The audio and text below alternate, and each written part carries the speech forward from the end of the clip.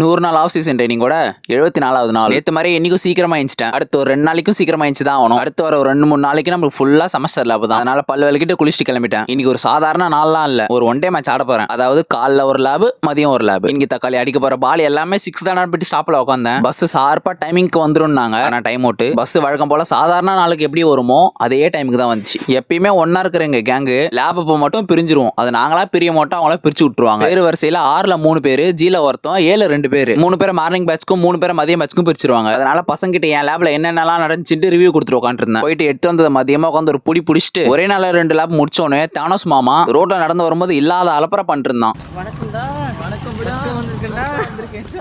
நாங்களாச்சும் வாய் வார்த்தையில பேசிட்டு இருந்தோம். இங்க ஒருத்தன் அது எல்லாத்தையும் தாண்டி எக்ஸ்ட்ரீம் லெவலுக்கு போயிட்டான். அக்கா வந்திருக்கேன்டா, வால்யூமை கொஞ்சம் ஏத்துங்கடா.